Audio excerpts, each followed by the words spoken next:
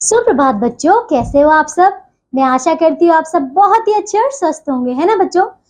तो आज की कक्षा में हम शुरू करने वाले हमारा अध्याय नंबर 14 है। ठीक है, इसका नाम है तुम कब जाओगे अतिथि। ठीक है बच्चों, तो चलिए शुरू करते हैं हमारा ये नया और मजेदार अध्याय। ठीक है, आइए बच्चों, तो सबसे पहले हम पाठ का सार देख लेते हैं कि हमें इस पाठ में क्या क्या पढ़ना है। ठीक है, देखिए बच्चों, प्रस्तुत पाठ में लेखक ने ऐसे अतिथियों का व्यंग्य किया है। प्रस्तुत पाठ में लेखक ने ऐसे अतिथियों पर व्यंग्य किया है जो जल्दी जाने का नाम नहीं लेते। ठीक है, ऐसे अतिथि अनजाने ही कितनी पीड़ा दे जाते हैं, इस बात का एहसास उन्हें नहीं होता। ठीक है, प्रस्तुत लेख में आकर ना जाने वाले अतिथियों पर शरद जी ने तीखा व्यंग्य किया है। तो देखिए बच्चों, इस पाठ की जो लेखक है शरद, ठीक है, तो शरद जी ने यहाँ पे एक बहुत ही अच्छा यहाँ पे पाठ लिखा है जो कि अतिथि के बारे में। ठीक है, कुछ ऐसे अतिथि है, देखिए बच्चों, आप सभी जानते होंगे हमारे घरों में कभी कभी ऐसे अतिथि आ जाते हैं जो कि आ जाते हैं एक बार तो फिर जाने का नाम ही नहीं लेते, है ना बच्चों। तो चलिए बच्चों शुरू करते हैं हमारा ये नया अध्याय। आइए बच्चों, चलिए शुरू करें। आने के चौथे दिन से बार बार यह प्रश्न मेरे मन में उमड़ रहा है, तुम कब जाओगे अतिथि। ठीक है, तुम कब घर से निकलोगे मेरे मेहमान। तो देखिए बच्चों, आप जो कवि हैं, जो या इस पाठ के कवि हैं, वो क्या कह रहे हैं, वो यही कह रहे हैं कि बच्चों किस प्रकार से, बच्चों इस पाठ के जो लेखक है वो यही कह रहे हैं कि अतिथि से, देखिए अब उसके आने का बहुत समय हो गया, तो वो कह रहे हैं कि तुम कब जाओगे। ठीक है, चौथे दिन के बाद से उसको ऐसे लगने लग जाता है। चलिए अब आगे देखें। तुम जिस सोफे पर टांगे पसारे बैठे हो उसके ठीक सामने एक कैलेंडर लगा है। बच्चों देखिए, देखिए ये है अतिथि जो कि सोफे पर बैठा है, चाय पी रहा, नाश्ता कर रहा है। ठीक है, और ये है वो परिवार वाले। ठीक है, और देखिए उसी के सामने क्या है, एक कैलेंडर भी है। ठीक है, कैलेंडर में क्या है, तारीखें हैं। तारीखें देखिए बच्चों, आगे क्या लिखा है, तो ये कह रहे हैं कि उसके ठीक ठीक सामने एक कैलेंडर लगा है जिसकी फड़फड़ाती तारीखें मैं तुम्हें रोज दिखाकर बदल रहा हूँ। ठीक है, मतलब वो क्या करता है, हर जो भी तारीख आती है उसको कट कर देता है। ठीक है, उसको कांटे का निशान लगा देता है, उसको बदल देता है। रोज उसके सामने ही वो ये करता है, लेकिन वो जो अतिथि है उसको ये एहसास ही नहीं होता कि कोई जो व्यक्ति है उसको जाने का एहसास दिला रहा है। ठीक है, चलिए बच्चों आगे। यह मेहमान नवाजी का चौथा दिन है, मगर तुम्हारे जाने की कोई संभावना नहीं नजर आती। ठीक है, लाखों मील की लंबी यात्रा करके एस्ट्रोनॉट्स भी चांद पर इतना नहीं रुकते जितना तुम रुके हो। तो देखिए बच्चों, वो जो लेखक है वो क्या कर रहे हैं, वो चांद पे जाने वाले एस्ट्रोनॉट से कंपेयर कर, तुलना कर रहे हैं बच्चों, है ना। देखिए बच्चों, वो कह रहे हैं कि देखिए जो एस्ट्रोनॉट जाते हैं ना वो भी इतना दिन नहीं रुकते जितना कि तुम यहाँ पे रुके हो। ठीक है, वो मीलों दूरी तय करने के बाद वापस आ जाते हैं, लेकिन तुम तो जाने का नाम ही नहीं ले रहे, जबकि तुम्हारी तो कुछ ही किलोमीटर की दूरी होगी, है ना बच्चों। चलिए देखें, उन्होंने भी चांद की इतनी मिट्टी नहीं खोदी होगी जितनी की तुम मेरी खोद चुके हो। ठीक है, क्या तुम्हें अपने घर का याद नहीं आती। ठीक है, तो वो कह रहे हैं कि क्या तुम्हें अपना घर याद नहीं आता। ठीक है, क्या तुम्हें तुम्हारी मिट्टी नहीं पुकारती। ठीक है, चलिए बच्चों, जिस दिन तुम आए थे कहीं अंदर ही अंदर मेरा बटुआ कांप रहा था। बच्चों देखिए, आप जानते हैं ना कि जब भी कोई अतिथि आता है तो हम जानते हैं कि हमारा खर्चा बहुत ज्यादा होता है ना। तो बच्चों इसी प्रकार से लेखक कह रहे हैं कि जब तुम आए थे ना तो उसी समय मेरा जो बटुआ है वो कांप उठा था कि अब तो बस खर्चा होने वाला है। ठीक है, फिर भी मैं मुस्कुराता हुआ और फिर भी मैं मुस्कुराता हुआ उठा और तुम्हारे गले मिला। ठीक है, मेरी पत्नी ने तुम्हें सादा नमस्ते की, फिर तुम्हारी शान में ओ मेहमान हमने दोपहर के भोजन को लंच में और रात के खाने को डिनर में बदल डाला। तो देखिए बच्चों, क्या कह रहे हैं वो कि तुम्हारे आने के बाद हमने लंच को, कह रहे कि हमने तुम्हारे आने के बाद दोपहर के खाने को लंच में बदल दिया और रात के खाने को डिनर कर दिया। ठीक है, देखिए फिर क्या है आगे, हमने तुम्हारे लिए सलाद काटा। ठीक है, वो कह रहे कि हमने तुम्हारे लिए सलाद कटवाया, रायता बनवाया और मिठाइयां मंगवाई, इस उम्मीद में कि दूसरे दिन शानदार मेहमान नवाजी की छाप लिए तुम रेल के डिब्बे में बैठ जाओगे, मगर आज चौथा दिन है और तुम यही हो। तो देखिए बच्चों, वो सभी लोग यही कामना कर रहे हैं कि ये जो व्यक्ति कब जाएगा। ठीक है, आज चौथा दिन हो चुका है। ठीक है, कल रात हमने खिचड़ी भी बनाई थी। ठीक है, तो देखिए वो ये कह रहे हैं कि कल रात को हमने खिचड़ी बनाई, फिर भी तुम यही हो। ठीक है, देखिए आज हम उपवास करेंगे और तुम यही हो। तो देखिए बच्चों, वो यही कह रहे हैं कि हमने पहले दिन तो देखिए अच्छे अच्छे पकवान बना के तुम्हें खिलाए, कल रात हमने खिचड़ी बनाई और तुम अभी भी यहीं पे हो, और देखिए आज तो हम उपवास रखे हुए। ठीक है, यानी कि आज तो खाना नहीं बनेगा, तो क्या अभी भी तुम यहीं पे हो। ठीक है, तो देखिए वो अभी भी जो वो है अतिथि वो आज भी यही है। ठीक है, तुम्हारी उपस्थिति में रबड़ की तरह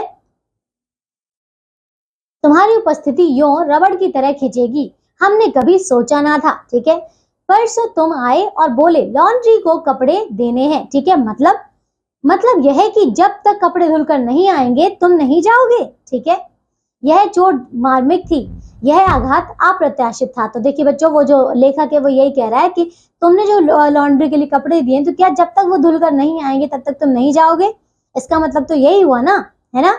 और वो कहते हैं कि ये जो चोट तुम मुझे दे रहे हो ये बहुत ही मतलब ना दिखने वाली चोट है जो तुम अंदर ही अंदर दे रहे हो। ठीक है, चलिए बच्चों आगे देखो। मैंने पहली बार जाना कि अतिथि केवल देवता नहीं होता। ठीक है, वह मनुष्य और कई बार राक्षस भी हो सकता है। ठीक है ना, तो वो कह रहे हैं कि अतिथि जो है वो राक्षस भी हो सकता है। ठीक है, यह देख मेरी पत्नी की आंखें बड़ी बड़ी हो गई। तुम शायद नहीं जानते कि पत्नी की आंखें जब बड़ी बड़ी होती हैं मेरा दिल छोटा छोटा होने लगता है। देखिए बच्चों, उसकी जो पत्नी है, देखिए जब भी घर में कोई मेहमान आता है तो बच्चों आप जानते हैं कि काम कितना ज्यादा बढ़ जाता है।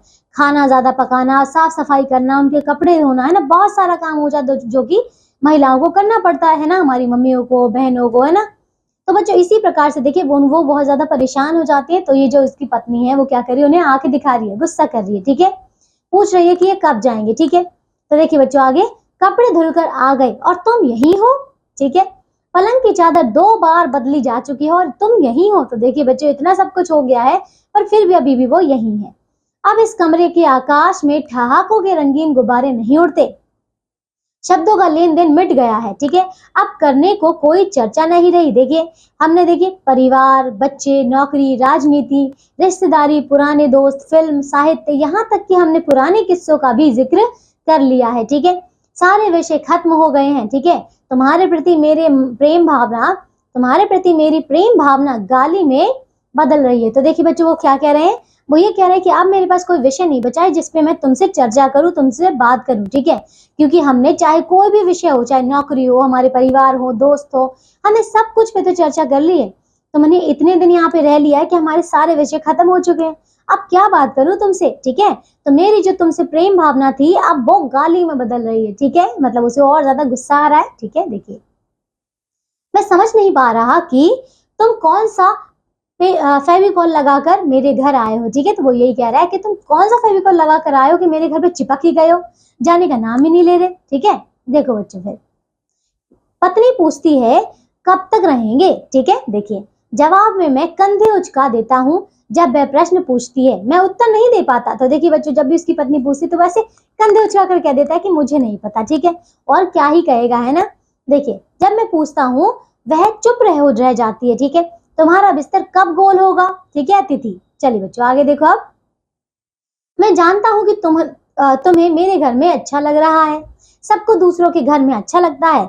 यदि लोगों का बस चलता तो वे किसी और के घर रहते। ठीक है, मगर घर को सुंदर और होम को स्वीट होम इसलिए कहा गया है क्योंकि कि मेहमान अपने घर वापस लौट जाएं। ठीक है ना बच्चों, तो देखिए वो इसी प्रकार कहते हैं कि एक घर सुंदर तभी होता है और जो स्वीट होम तभी होता है जब कोई मेहमान आए और खुशी से वापस लौट जाए जल्दी। ठीक है, देखिए मेरी रातों को अपने खर्राटों से गुंजाने के बाद अब चले जाओ। ठीक है मेरे दोस्त, वो यही कहते हैं कि मेरी रातों को तुमने अपने खर्राटों से पूरा खराब कर दिया है। ठीक है, अब तो चले जाओ। ठीक है, देखो शराफत की भी एक सीमा होती है और गेट आउट भी एक वाक्य है जो बोला जा सकता है। ठीक है, तो देखिए वैसे तो लेखक ये भी कह सकता है कि गेट आउट है, पर देखिए ये अच्छा नहीं लगता है ना, क्योंकि ये हमारे मेहमान है। ठीक है, अब अतिथि कल का सूरज तुम्हारे आगमन का चौथा सूरज होगा और वह मेरी सहनशीलता की अंतिम सुबह होगी। ठीक है, उसके बाद मैं लड़खड़ा जाऊंगा। यह सच है कि अतिथि होने के नाते तुम देवता हो, मगर मैं भी आखिर मनुष्य हूँ। तो देखिए बच्चों, वो ये कहता है कि देखिए अगला जो सुबह होगी वो तुम्हारी चौथा दिन होगा यहाँ पे। ठीक है, चौथी सुबह होगी, इसके बाद मैं तुम्हें सहन नहीं कर पाऊंगा। ठीक है, तो देखिए वो यही कहते हैं कि वैसे तो मैं जानता हूँ कि क्योंकि तुम अतिथि हो तो तुम देवता के समान हो, लेकिन मैं भी तो मनुष्य हूँ, मैं तुम्हें कब तक झेलूंगा। ठीक है, देखिए अब एक मनुष्य ज्यादा दिनों तक देवता के साथ नहीं रह सकता। देवता का काम की है कि वह दर्शन दे और लौट जाए, है ना, देवता तो यही करते हैं। देखिए तुम लौट जाओ अतिथि, इसके पूर्व कि मैं अपनी गाली पर उतरूं तुम लौट जाओ। ठीक है, तो देखिए बच्चों, वो यही कहता है कि मैं इससे ज्यादा बदसलूकी जो है तुम्हारे साथ नहीं करना चाहते, मैं गाली पर उतर जाऊं उससे पहले ही तुम यहाँ से निकल जाओ। ठीक है, चले जाओ। उफ, तुम कब जाओगे अतिथि। ठीक है बच्चों, तो चलिए ये अध्याय हमारा पूरा हो चुका है। इसमें बहुत ही अच्छे से यहाँ पे बताया गया अतिथियों के बारे में, है ना। चलिए बच्चों, तो ये इस पाठ के लेखक कौन है? शरद जोशी, शरद जोशी। ठीक है बच्चों, तो चलिए अब देखिए ये है इसके कुछ शब्दार्थ। आइए बच्चों इन्हें कर लेते हैं। ठीक है, वोकैबुलरी। अतिथि यानी कि मेहमान, ठीक है, गेस्ट। टांगे पसारना यानी कि पैर फैलाना, ठीक है, ये है स्प्रेडिंग लेग्स। ठीक है, मार्मिक यानी कि हृदय को छूने वाली, ठीक है, टचिंग। आगमन यानी कि आना, अराइवल। ठीक है, सहनशीलता यानी कि बर्दाश्त करना, ठीक है, मतलब टॉलरेंस। अप्रत्याशित यानी कि आशा के विपरीत यानी कि अनएक्सपेक्टेड। ठीक है बच्चों, तो चलिए आइए बच्चों अब हम करते हैं इसके प्रश्न उत्तर। देखिए बच्चों, तो यहाँ पे है मौखिक प्रश्न यानी कि स्पीकिंग स्किल्स। देखिए तो पहला प्रश्न है, उत्तर बताइए। ठीक है, क्या देखिए बच्चों, अतिथि कितने दिनों से लेखक के यहाँ रुका हुआ था? तो 4 दिनों से। ठीक है, उसका चौथा दिन था। खा देखिए, अतिथि की किन गतिविधियों से लगता है कि वह जाने का नाम नहीं ले रहा है? बताइए। देखिए सबसे पहले उसने देखिए मतलब आके इतना अच्छा अच्छा उसने खाना दिया है, अब वो कहता है कि अब मुझे लॉन्ड्री के लिए कपड़े देने हैं, तो इन हरकतों से लगता है कि अब तो वो नहीं जाने वाला। ठीक है, ग देखिए, अतिथि देवता के अतिरिक्त और क्या हो सकता है? तो राक्षस भी हो सकता है ना। ध्यान देखिए, लेखक के अनुसार घर को स्वीट होम किस लिए कहा गया है? बताइए बच्चों। ताकि बच्चों जो भी अतिथि आए वो खुशी से अपने घर वापस लौट जाए। ठीक है, रा देखिए, शराफत की भी एक सीमा होती है, लेखक ने ऐसा क्यों कहा गया है? लेखक ने ऐसा क्यों कहा है बच्चों? इसीलिए कहा है क्योंकि देखिए बच्चों, कोई भी व्यक्ति हो, कोई भी मनुष्य हो, एक हद तक ही किसी को सह सकता है ना। देखिए आप किसी के घर जाएंगे तो 1 दिन रहेंगे, 2 दिन रहेंगे ज्यादा से ज्यादा, है ना। देखिए अगर कोई जरूरी नहीं है, कोई काम बड़ा नहीं है, कोई उत्सव नहीं है, कोई त्योहार नहीं है, या कोई शादी समारोह नहीं है, तो फिर आपका वहां पे रुकना कोई भी मायने नहीं रखता, है ना। आप वहां पे क्यों रुकेंगे, है ना बच्चों। देखिए अगर आप वहां रुकते हैं तो वहां पे आपका काम बढ़ जाता है ना, मतलब उन लोगों का काम बढ़ जाता है बहुत सारा। इसी वजह से बच्चों लेखक ने ये कहा कि मेरी जो सहन करने की एक सीमा होती है। ठीक है, मैं शराफत से तुम्हारे साथ पेश आ सकता हूँ, उसकी एक सीमा है, लेकिन उसके बाद मैं अपनी शराफत भूल जाऊंगा, ये कह रहे हैं। ठीक है, चलो देखिए, प्रस्तुत पाठ में कवि ने कैसे अतिथियों पर व्यंग किया है? तो बच्चों ऐसे अतिथियों के ऊपर व्यंग किया है जो कि आते तो हैं लेकिन जाने का नाम नहीं लेते। ठीक है, चलिए बच्चों अब है बहुवैकल्पिक प्रश्न यानी कि एमसीक्यूज। देखिए तो बच्चों दूसरा प्रश्न है, सही उत्तर चुनिए। ठीक है, कर देखिए, लेखक ने अतिथि की तुलना किन से की है जिन्होंने कम समय ठहर कर भी कम नुकसान किया? बताइए। चलिए तो कौन है? शिक्षक, पड़ोसी, एस्ट्रोनॉट, चांद पर जाने वाले अंतरिक्ष यात्री, या फिर तीर्थयात्री? तो बच्चों ये है एस्ट्रोनॉट। ठीक है, खैर देखिए अब, लेखक की पत्नी की आंखें बड़ी बड़ी क्यों हो गई? बताइए। तो बताइए बच्चों कैसे? वह अतिथि से नाराज थी, वह रोने लगी थी, अतिथि ने मजाक किया, अतिथि ने कपड़े धुलवाने की बात कही। तो बच्चों वह अतिथि से नाराज थी। ठीक है, ग देखिए, लेखक के अनुसार स्वीट होम क्यों कहा जाता है? बताइए। क्योंकि घर में मिठाई होती है? नहीं। क्योंकि मेहमान समय पर लौट जाते हैं? हाँ, ये बिल्कुल सही है। ठीक है, चलिए घर देखिए, लेखक अतिथि से गेट आउट कहने की बात क्यों करता है? बताइए। अतिथि ने अपमान किया, अतिथि बहुत ज्यादा बोलता है, अतिथि बहुत समय से रुका हुआ है। तो हाँ बच्चों यही है इसका। ठीक है, चलिए बच्चों अब है इसका लिखित प्रश्न यानी कि राइटिंग स्किल्स। देखिए तो बच्चों तीसरा प्रश्न है, संक्षिप्त उत्तर लिखिए। ठीक है, कर देखिए, पैर पसारे बैठे अतिथि की तुलना लेखक ने किससे की है? बताइए। देखिए बच्चों, तो यहाँ पे पैर पसारे बैठे अतिथि की तुलना जो है लेखक ने देखिए वैसे तो किसी से नहीं की है, वो सिर्फ सोफे पर बैठा हुआ पैर पसार के आराम से सारा नाश्ता कर रहा है। ठीक है, और देखिए वो उसने हाँ किससे तुलना की है? एस्ट्रोनॉट से तुलना की है ना, क्योंकि एस्ट्रोनॉट क्या करते हैं? देखिए एस्ट्रोनॉट तो चले जाकर जो है मतलब जाकर मीलों दूरी तय करके फिर वापस आ जाते हैं, लेकिन ये तो है वो जाने का नाम ही नहीं ले रहा। और कहा है कि फेविकॉल, ठीक है, कौन सा फेविकॉल लगाकर बैठे हो भाई कि जाने का नाम ही नहीं ले रहे। ठीक है, था देखिए, पहले दिन लेखक ने अतिथि की मेहमान नवाजी कैसे की? तो देखिए उसने क्या क्या किया था? बताइए। सलाद काटा था, मिठाइयां मंगवाई थी और पकवान बनवाए थे। ठीक है, चलिए बच्चों ग देखिए, अब अतिथि को लेखक ने किन किन संज्ञाओं से पुकारा है? बताइए बच्चों। तो एस्ट्रोनॉट से, है ना, और फेविकॉल लगाकर बैठे हैं ये भी बोला था उसने, है ना। तो बच्चों ऐसे ही बोले, है ना। चलिए घ देखिए, अब लेखक और अतिथि के बीच किन किन विषयों पर चर्चा हो चुकी है? बताइए। तो देखिए आइए बच्चों मैं आपको एक एक करके बता देती हूँ। देखिए ऐसे भी बच्चे ऐसे कई सारे विषय थे। देखिए जैसे कि परिवार, बच्चे, नौकरी, राजनीति, रिश्तेदारी, पुराने दोस्त, फिल्म, साहित्य और यहाँ तक कि और कौन सा विषय था, जो पुराने किस्से थे उनके अभी जिक्र उन्होंने कर लिया था। ठीक है, चलिए बच्चों अगला प्रश्न है, आप कौन सा है, ये हो गया है। अच्छा, तीसरा प्रश्न करते हैं। देखिए, विस्तृत उत्तर लिखिए। ठीक है, क्या देखिए, अतिथि को भगाने के लिए लेखक ने कौन कौन से उपाय किए, बताइए। देखिए बच्चों, तो अतिथि ने क्या किया था, जिस सोफे पर वो पैर पसार के ऐसे बैठा हुआ था उसके सामने उसने कैलेंडर लगा दिया था।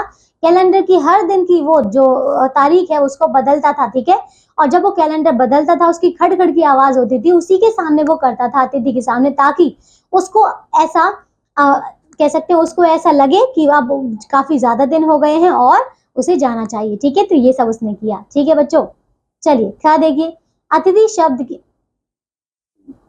और देखिए बच्चों और क्या किया था, और देखिए बच्चों वो कहता है कि देखिए 2 बार चादरें बदली जा चुकी है ना, तो वो ऐसे कहता है। ठीक है, चलिए बच्चों, क्या अतिथि शब्द की व्याख्या कीजिए। तो देखिए बच्चों, अतिथि यानी कि क्या होता है, अतिथि बच्चों आपने सुना होगा अतिथि देवो भव, है ना। तो बच्चों जो मेहमान आता है, अतिथि यानी कि मेहमान, तो बच्चों जो मेहमान आता है वो भगवान के बराबर होता है, ऐसा होता है ना बच्चों, आपने सभी ने ये तो सुना ही होगा, अतिथि देवो भव, है ना। तो यही कह रहे हैं बच्चों कि अतिथि यानी कि जो मेहमान आता है हमारे घर में, वो हमारे लिए देव के समान है। हमें उनका मतलब अपनी खुशी से पहले हमें उनकी खुशी देखनी चाहिए। ठीक है, और उनकी कामनाओं को, उनकी इच्छाओं को पूरा करना चाहिए। ठीक है, उन्हें कभी भी नाराज नहीं करना चाहिए। ठीक है ना बच्चों, चलिए अब ग देखिए, अतिथि को भगाने के लिए लेखक ने अपने अंतिम भाषण में क्या कहा है, बताइए बच्चों। देखिए अंतिम भाषण में उसने यही कहा है कि देखिए बच्चों उसने यही कहा है कि देखिए मेरी जो सहन करने की एक क्या होती है, सीमा है। ठीक है, देखिए यहाँ पे क्या लिखा है, सहनशीलता की ये भी एक सीमा होती है। ठीक है, उसने कहा कि उसके बाद मैं लड़खड़ा जाऊंगा। ठीक है, और वो कहते हैं कि मैं भी तो मनुष्य हूँ। ठीक है, अब देखो वो ये कह रहे हैं कि जो देवता होते हैं वो तो उनका काम होता है सिर्फ और सिर्फ दर्शन देकर लौट जाते हैं, लेकिन वो ये कहते हैं कि अतिथि तुम लौट जाओ इससे पहले कि मैं गाली पर उतरूं। ठीक है, बस यही कहते हैं। ठीक है बच्चे, चलिए आइए अगला प्रश्न करें। आइए बच्चों अब हम करते हैं व्याकरण से। ठीक है, देखिए पहला प्रश्न, पाठ से छांटकर तीनों कालों के 2-2 वाक्य लिखिए। ठीक है, चलिए तो देखिए भूतकाल, तो क्या हो जाएगा भूतकाल का, जैसे कि मैंने पाठ पढ़ा था। ठीक है, दूसरा हम कह सकते हैं कि मैंने खाना खाया था। ठीक है, खा देखिए वर्तमान काल, तो मैं पढ़ती हूँ। ठीक है, तुम लिखते हो। ठीक है, ये है आपका वर्तमान काल।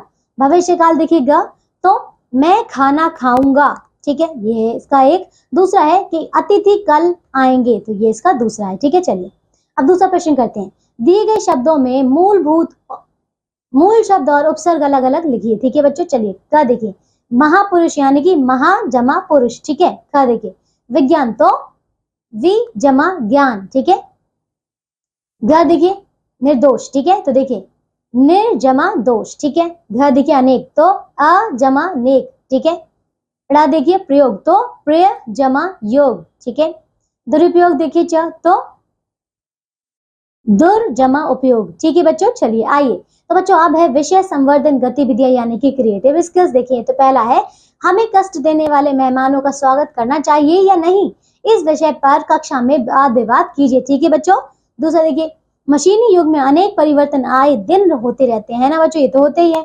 आप अपने आसपास के इस प्रकार के किसी परिवर्तन का उदाहरण चुनिए और उसके बारे में लिखिए। ठीक है, और तीसरा है, अपने आसपास में घटी ऐसी घटना का उल्लेख कीजिए। ठीक है, जिसमें घर के मालिक द्वारा अतिथि की निस्वार्थ सहायता की गई हो। ठीक है बच्चों, तो चलिए इन तीनों विषय पर आप अपने अपने विचारों को प्रस्तुत करेंगे। ठीक है, अब है मूल्य परक प्रश्न यानी कि वैल्यूज एंड लाइफ स्किल्स। ठीक है, देखिए वर्तमान युग मेहमान दोबारा बोलिए, वर्तमान युग महंगाई का युग है। ठीक है, आज मध्यम वर्गीय परिवारों के लिए जीवन यापन कठिन हो गया है।